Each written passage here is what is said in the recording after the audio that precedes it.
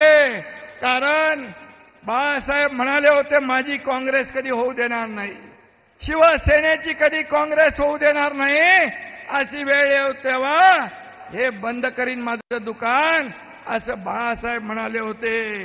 आणि म्हणून आज बघितलं आपण त्यांचा मुलगा त्यांचा परिवार पंजाला मतदान करणार आहे, पंजाला मतदान करणार आहे.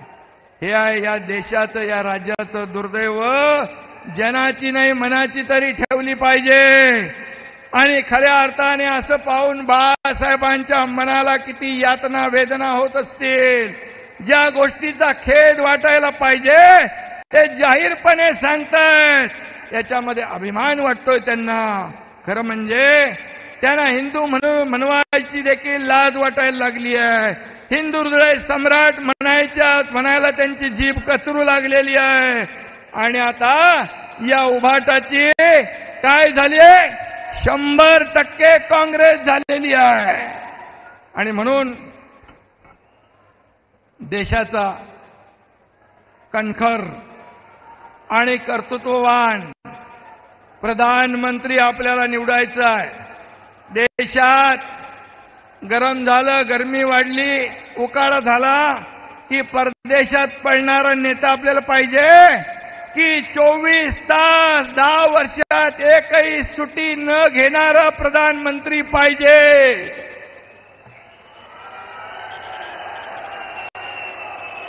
आईच्या मृत्यूचं दुःख विसरून स्वतःला देश सेवेसाठी वाहून घेणारा आपल्याला प्रधानमंत्री पाहिजे.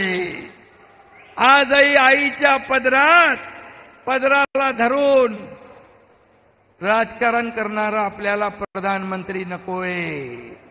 आणि म्हणून परदेशात देशाची बदनामी करणारा नको, तर परदेशात देशाचा सन्मान वाढवणारा प्रधानमंत्री आपल्याला पाहिजे, ही आपली मागणी आहे. आणि म्हणून अखंड हिंदुस्थानला, देशाला आपला परिवार मानणारा प्रधानमंत्री आपल्याला पाहिजे. आणि त्यांचं नाव आहे आदरणीय नरेंद्र मोदी. आणि म्हणून मोदी जी ने तो जीवन अपना पूरा देश के सेवा के लिए समर्पित कर दिया है. उनका जन्म राजनीति के लिए नहीं, उनका जन्म राष्ट्र नीति के लिए हुआ है. प्राण जाए पर वचन न जाए, यही उनकी पहचान है ना पहचान. आणि म्हणून मगाशी आपण जय श्रीरामचा नारा दिला. त्यांनी फक्त अयोध्यामध्ये फक्त राम मंदिर नाही बांधलं, तर करोडो राम भक्तांचं आणि बाळासाहेबांचं स्वप्न साकार केलं. आणि म्हणून मी त्यांना मनापासून धन्यवाद देतो. इंडिया आघाड़ी के लिए तो सत्ता ही भगवान है और भ्रष्टाचारी उनका धर्म है. विरोधी दल हर रोज मोदी जी को टारगेट कर रहा है, पर देश की जनता देख रही है, देश देख रहा है. एक मोदी सबको भारी पड़ रहा है, पूरे देश ने देखा है.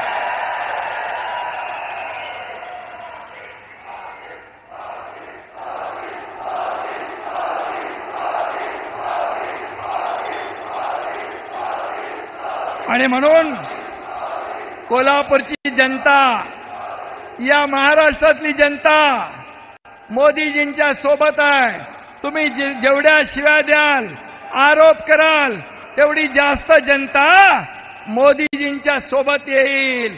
2014ला पण तेच झालं, 2019ला पण तेच झालं, आणि 2024ला तर तुमचे डिपॉझिट गुल झाल्याशिवाय राहणार नाही.